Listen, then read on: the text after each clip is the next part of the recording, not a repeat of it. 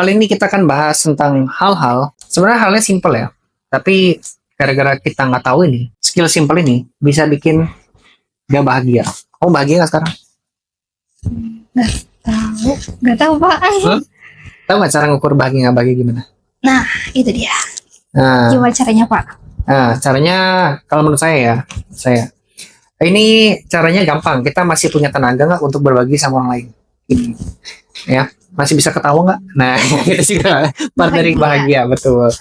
Jadi kalau saya pribadi ya, kalau saya punya energi untuk berbagi ya, terus bisa menghibur orang, ya, berarti gue masih punya resource nih untuk happy, dan saya bisa bagikan happy itu ke orang lain. Nah, masih bisa ketawa, masih bisa tidur nyenyak karena hanya orang miskin dan orang susah yang susah tidur. Iya. Gitu. Kamu ngalamin nggak? Nah, sejauh ini masih bisa tidur, ketawa juga bisa sih Pak. Bisa ya. Bisa. Nah, jadi untuk urusan happy itu nggak cuman dimiliki orang kaya terus ya. Kadang-kadang orang kaya juga kebanyakan duit, dia juga bisa stres. Begitu. Ada faktornya karena dia mungkin takut kehilangan. Ya. Tapi poinnya sekarang kita ngomongin bahagia ya. Nah, kamu tahu nggak apa yang bisa bikin bahagia? Dan ini adalah hal-hal simple, basic, dan ini nggak ada kaitannya sama yang tadi saya omongin. Tadi kan indikator, ya, bisa tidur, bisa ketawa, itu kan indikatornya. Iya. Nah, sekarang apa yang membuat kita bisa Bahagia. mencapai hal demikian? Ayo, Punya uang. punya uang. Iya. Kan tadi saya udah bilang, Bahagia. orang kaya pun bisa nggak bahagia, Iya. stres. Oh, iya benar sih. Ayo, Banyak uang tuh belum tentu bahagia. tentu bahagia ya. Tapi ya udah pasti kalau nggak punya uang, Susah. lebih susah bahagia. Ya, udah pasti itu. Apa ya? Apa? Nggak tahu Pak. Apa tuh? Jadi adalah bodo amat namanya. Bodo amat. Ya, kalau kamu bisa bodo amat sama ekspektasi orang lain, kamu bisa bahagia. Oke, kita kasih contoh ya. Karena ini ranahnya public speaking, nanti kita masuk ke kasus yang di lapangan dulu, baru kita pindah ke public speaking. Jadi kalau ngomongin bodo amat, kamu pernah nggak? Kamu pernah ini nggak sih? Cemas belum nikah gitu. Sekarang berapa? Tahun 25. 25. Ya, 25. Ada mulai kepikiran buat nikah nggak? Ada Pak. Kenapa pengen nikah? Satu umur juga ya. Terus kayak udah makin tua gitu. Dua juga pacarannya udah lama banget. Apakah ini akan maju ke serius atau enggak? Jadi khawatir. Udah sih Pak, itu aja. Gitu ya? Iya. Nah, jadi kamu khawatir by the way terhadap apa nih? Khawatirnya Mungkin omongan orang? enggak sih omongan orang, cuman orang tua sih kayak ini beneran mau serius enggak? Soalnya kan udah lama nih pacarannya gitu. Jadi mikirin kata-kata orang tua. Iya, Bener nggak? betul. Nah, sekarang kalau saya tanya ya, kamu hidupnya sekarang di hutan deh. Kepikiran mau nikah nggak? Jadi Tarzan misalnya gitu.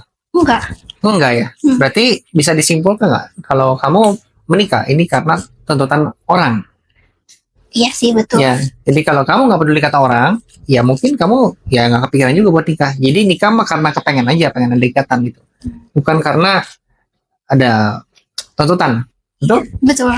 Nah, jadi karena kamu punya tuntutan dari orang lain, akhirnya kamu stres, cemas, gak bahagia, takut. Ya, jadi emosinya serba negatif ya. Iya. Nah, itu dia. Oke. Itu ya. Nanti kalau udah nikah ditanya loh kapan punya anak. Betul. Nanti udah punya anak, kapan bikin adiknya? Nah, kapan bikin adanya? Itu adalah pertanyaan-pertanyaan yang membuat kita ya, kalau terlalu memperdulikan kata orang lain jadi stres. Jadi stres Pak. Stres gitu. So, kalau di public speaking, kenapa kita bisa jadi stres ya, dan kenapa kita harus bodo amat? Poinnya adalah kita itu terlalu memperdulikan kata-kata orang, ekspektasi orang, ya, harapan orang lain yang membuat kita tuh jadi nggak all out. Sering lihat orang grogi, gugup gitu. Iya, sering Pak, sering lihat. Ya, kalau kamu nih maju ke depan, kamu kenapa merasa gugup? Kenapa merasa gugup? Malu diliatin. Nah, betul. Kalau kamu nggak ada yang ngeliatin, ya udah ngomong aja, nggak direkam kamera. Ya udah ngomong sendiri gitu, nyanyi sendiri, malu nggak? Enggak. Tapi ketika nyanyi ada orang lain, Malu Pak. malu karena kamu takut dijudging sama Iya. orang lain ya, dijelek-jelekin. Nah, jadi kesimpulannya, kalau kita nggak peduli kata orang, kita bisa nyanyi di kamar mandi, nggak malu kan? Enggak. Enggak, iya itu Sendiri. poinnya. Nah, jadi itulah disebut dengan the art of giving fuck. Ya, itu bahasa Inggrisnya. Kalau di Indoin, berarti seni berpikir bodoh amat. Gitu. Ini adalah sebuah skill ya yang harus kita miliki. Kita bongkar dulu dari mindsetnya dulu. Banyak orang berpikir dia tuh adalah sentral dari perhatian orang. Ya, kamu duduk di sini nih, di tengah orang banyak, kamu akan merasa orang tuh perhatiin kamu. Iya, betul pasti. Sering merasa gitu ya. Nah, dilakukanlah sebuah penelitian saya lupa di Jepang misalnya. Di penelitian di Jepang, di mana ada seorang saya bukan di Jepang, di bule di luar negeri ya. Saya yang asal di Amerika nih. Ada seorang dosen ya, menyuruh si anak muridnya satu orang nih memakai baju yang norak dan pokoknya norak lah, eye catching banget lah ya. Kemudian dia disuruh duduk di ruang kuliah yang mana mahasiswanya banyak. Tentunya awal-awal kan si mahasiswa ini malu dong ya. Ih, apaan sih Pak dosen saya disuruh gini? Diancam dong ya sama dosennya. Ya, lu nggak mau nanti gue kasih nilai jelek. Nah, jadi ya, mau nggak mau dia mau. Akhirnya di hari H datanglah dia dengan pakaian norak. Ya, basically namanya pakaian norak orang pada wow gitu ya. Tapi kan ini konteksnya mahasiswa aja banyak. Mungkin ya kalau di kampus luar negeri itu bisa nyampe 100 lebih lah satu kelasnya. Oke, akhirnya pelajaran pun dimulai. Oke, beres. Keesokan harinya si dosen nanya ke si mahasiswa yang lagi diajarin sama dia. Siapa di sini yang ingat kemarin ada yang pakai baju kuning? Ya. Yang jawab ingat itu cuman kalau nggak salah 20%. 20%. Ya, jadi 80-nya lupa. Ya. Sisanya ingat. Tuh, berarti kita bisa simpulkan ya yang Nora itu orang ngemerhatiin kok. Ya, 80% lupa, 20% ingat. Nah, tanya lagi nih lebih spesifik. Ada yang ingat nggak? Kelaminnya tuh apa? Nah, makin kecil. Ya, yang ingat kalau nggak salah sekitar 15% lah. 5%. Ya, 15%-nya enggak, 5% ingat. Oh, ini apa? Cowok ya? Cowok. Oke. Ada yang ingat dia duduknya sebelah mana? Aduh, lupa. Iya, lupa. Jadi makin kecil lagi gitu. Ya, so kita bisa simpulkan kalau udah rasio udah mencapai 95% ke atas, ya sebenarnya orang nggak perlu peduli amat.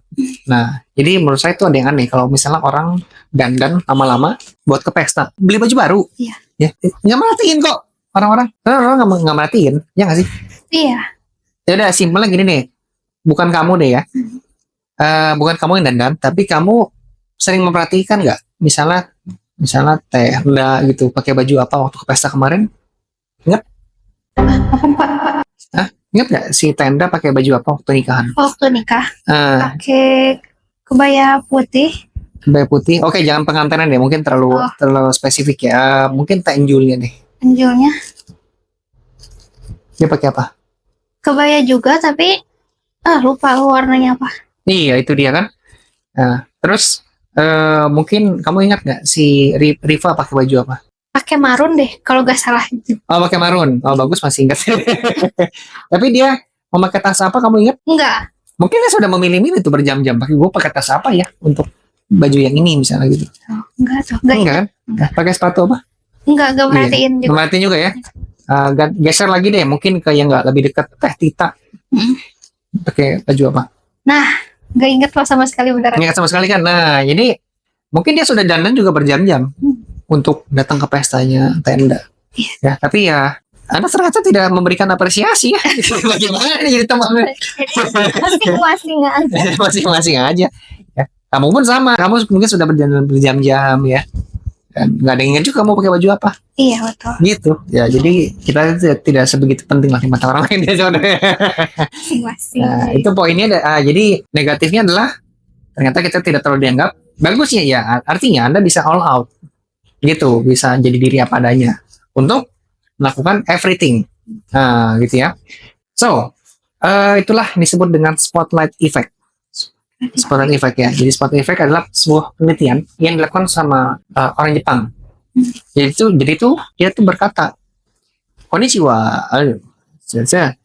Ya, bahasa Jepang. Iya, kan dia berkata. Oh iya. Bener dong. Iya bener. Dia Pak. berkata dalam bahasa Jepang kan. Iya. Ya, artinya Nah, nggak tahu. Tapi intinya yang kalau saya terjemahkan, orang Jepang ini bilang kita tuh sebenarnya nggak diperhatikan orang lain, nggak penting-penting amat, kecuali ada emosinya. Itu simpel itu. Saya ngalamin ya. Kalau kita ada value buat orang lain, ada manfaat, maka kita diperhatikan. Karena mereka ada kepentingan sama kitanya. Tapi kalau mereka nggak merasakan dapat manfaat, ya udah, bodo amat. Mau lu cantik gimana juga. Ya. Kenapa cowok bisa perhatiin cewek? Karena mungkin dia mau miliki. Tapi kalau cowok perhatiin cewek cakep, nggak ada kepentingan, dia akan gampang lupa atau mungkin gampang pindah hati ke yang lain. Gitu. Ya. So, inilah yang harus kita tambahin juga ya.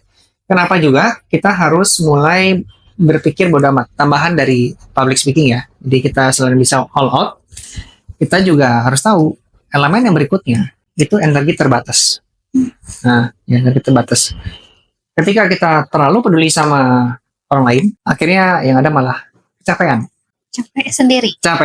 Capek hati, capek otak, dan kita nggak bisa eksplorasi kita punya resources ya, kita punya bakat dan talenta, gitu. Jadi ya, jadi itu not good. Terus kalau kita terlalu mikirin kata orang, yang itu juga bisa mengkonsum kita punya energi. Ya, padahal nggak ada gunanya. Iya. Nanti orang bakal berkata gini nggak ya, bakal mikir gimana. Nah, mikir begitu, Iya. itu nggak bisa energi kita. Jadi overthinking. Overthinking benar. Yang mana kita karena overthinking, energi habis kita jadi nggak bisa melakukan hal yang lain. Misalnya belajar sesuatu yang baru, atau misalnya kita baca buku atau bermain yang kita suka, itu kan lebih more happiness ya daripada mikirin kata orang gitu. Ya, gara-gara apa? Energinya udah keburu habis. Nah, itu manfaat berikutnya dengan kita berpikir bodoh amat. Lalu dengan kita berpikir bodoh amat, itu secara nggak langsung memberikan eksklusivitas ke orang lain. Paham nggak? Eksklusivitas tuh gimana? Jadi kalau kamu terlalu gampang yes man, diajakin orang, iya siap, diajakin ngobrol, iya siap, diajakin chatting bareng, balasnya cepat, customer care banget lah ya, Oh iya. 24/7 gitu kan. Nah, orang akan menganggap kamu tuh gampangan, nggak akan respect sama kamu.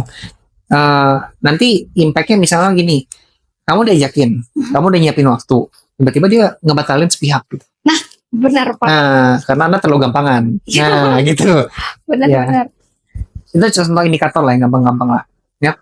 Terus kamu sudah mengupayakan yang terbaik, bikin apa misalnya bikin konten, bikin mungkin kalau pergi main deh, bikin itinerary, rencana perjalanan mau ke sana di situ nanti ngapain gitu ya.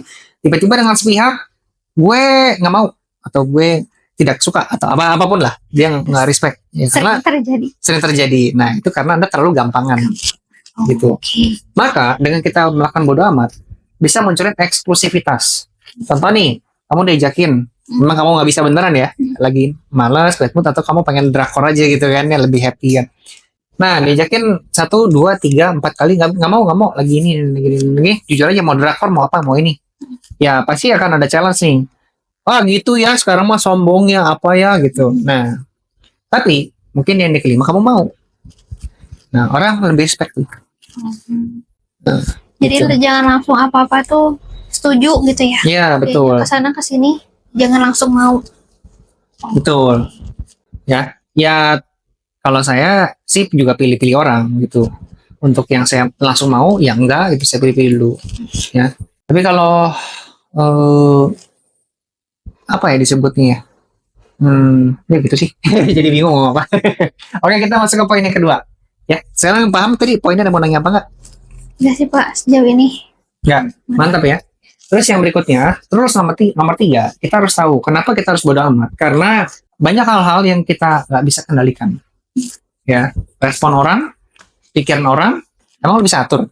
Levelnya kita sudah berbuat yang bagus. Enggak jawabannya. Gitu. Saya menjadi konten kreator di salah satu komunitas bisnis. Tahu lah ya, komunitas bisnisnya apa kan. Tapi, mesti gini, saya sudah punya visi yang bagus, saya sudah mengupayakan hal-hal yang baik.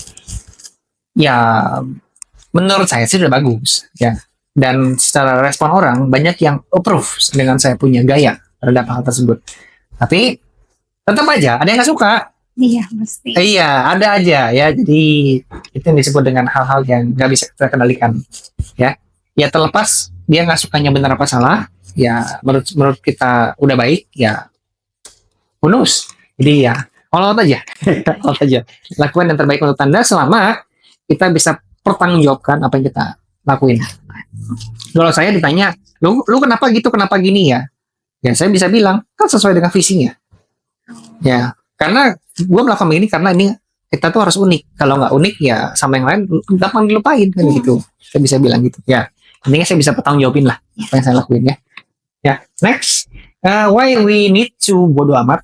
Yang berikutnya karena kita bisa fokus ke growth bukan ke approval. Ya, setuju nggak? Setuju. Setuju. Why? Kenapa? Kenapa kita kalau bisa bodo amat ya, punya skill bodo amat ini, kita bisa fokus ke growth, pertumbuhan, bukan ke asal persetujuan orang lain aja. Kenapa? Jadi kita bisa jadi lebih sendiri aja terus ngejalanin apa yang kita mau. Iya nggak sih, Pak? Betul. Yang mana ketika kita ngejalanin kita mau, sometimes itu malah lebih optimal ya ketimbang apa ngikutin apa kata orang lain. Ya, approval di sini maksudnya kita mengikuti apa kata orang lain, termasuk orang tua by the way, ataupun pacar. Ya. Ya. Ini kita makan ayam, Iya. ini tidak mau karena lagi diet. Ya, aku tidak mau, aku maunya makannya ayam tapi yang rebus misalnya gitu, karena aku lagi diet nih. Ya ternyata Ina berhasil diet karena tidak mengikuti apa kata si itu, dan Iya. ternyata dia malah merasakan impact yang lebih menyenangkan karena punya pacar yang langsing misalnya gitu. Healthy. Iya, healthy, yang seger, nggak sakit-sakitan, malah ngurus si pacarnya sakit-sakitan misalnya gitu kan. Karena makannya nggak benar, begadang mulu misalnya gitu. Ya, kadang-kadang orang nggak bisa tahu manfaat dari apa yang kita lakuin. Hanya kita doang yang tahu diri sendiri. This is good for me or not gitu. Iya, betul. Ya, makanya masukan dari orang lain itu bisa jadi insight, jadi motivasi, tapi keputusan tetap di tangan diri sendiri. Dan untuk bisa menuju ke sana, that's why bodo amat perlu kita miliki skill itu. Ya. Terus kalau kita simpulin di part sini, pertama, bodo amat bisa membuat kita all out. Bodo amat bisa membuat kita hemat energi, ya, bukan LPG doang. Kemarin hemat energi apa sih? Kemarin tuh yang hemat energi apa sih? Lampu. Lampu ya, bukan lampu Philip doang ya. Iya, bukan. Tapi bodo amat juga bisa ya. Nah, terus dengan kita punya bodo amat kita bisa berani bilang enggak, yang membuat kita punya waktu untuk melakukan hal yang lain yang membuat kita lebih bertumbuh. Dan terakhir, milikilah bodo amat untuk membuat kita menjadi seorang public speaker yang lebih baik dan lebih memotivasi orang lain. Sampai jumpa di video berikutnya. Bye-bye.